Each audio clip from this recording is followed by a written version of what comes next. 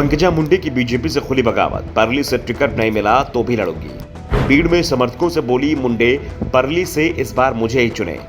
BJP के stand का पता नहीं, लेकिन मेरा स्टैंड क्लियर, पंकजा की पार्टी को चेतावनी।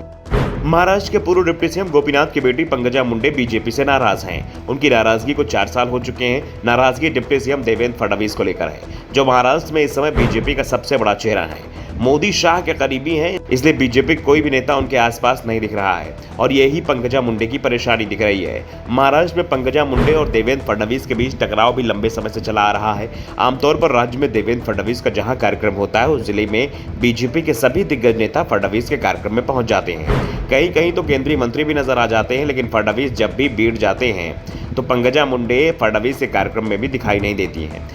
पिछले महीने 2 बार ऐसा हो चुका है। बीड़ से पंकजा मुंडे की बहन प्रीतम मुंडे सांसद हैं और यहां की सीट परली से पंकजा विधायक रह चुकी हैं। 2019 के विधानसभा चुनाव में वो अपने चचेरे भाई और एनसीपी उम्मीदवार धनंजय मुंडे से चुनाव हार गई थी और इस हार के लिए संकेतों में ही पंकजा ने देवेंद्र फडणवीस को जिम्मेदार ठहराया था। पंकजा ने कहा कि बीजेपी में उनके नेता पीएम मोदी और शाह हैं, इसके अलावा वो किसी को अपना नेता नहीं मानती हैं। वो पार्टी में सम्मान चाहती हैं और चाहती हैं कि महाराष्ट्र विधानसभा चुनाव में परली सीट पर पार्टी उन्हें उम्मीदवार बनाए। बीड़ में बीजेपी जिला अध्यक्ष राजेंद्र मस्के ने बैलगाड़ी दौड़ प्रतियोगिता का आयोजन किया था। इसमें बीजेपी के प्रदेश अध्यक्ष चंद्रशेखर बावनकुले भी पहुंचे थे। पार्टी अध्यक्ष के सामने ही पंकजा ने अपने दिल की बात कह दी। उन्होंने साफ कर दिया कि वो चुनाव लड़ने को तैयार हैं और परली से ही चुनाव लड़ेंगी, ये भी उन्होंने साफ कर दिया है।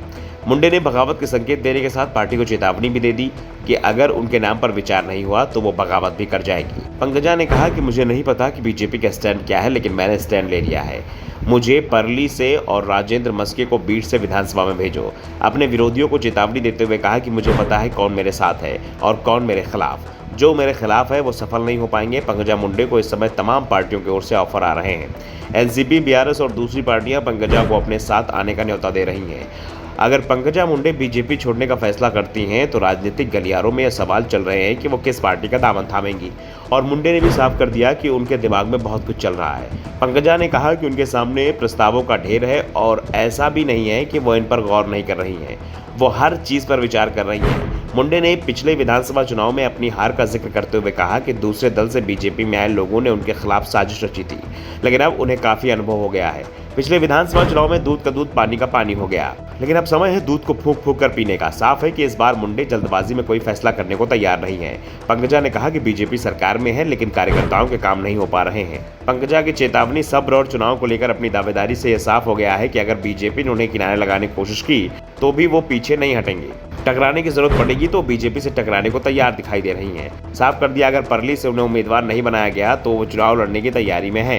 किस दल से चुनाव लड़ेंगी ये समय आने पर तय हो जाएगा। वैसे ही महाराष्ट्र विधानसभा चुनाव में अभी 1.25 साल का समय है। अगले साल अक्टूबर महीने में महाराष्ट्र विधानसभा चुनाव का ऐलान हो जाएगा।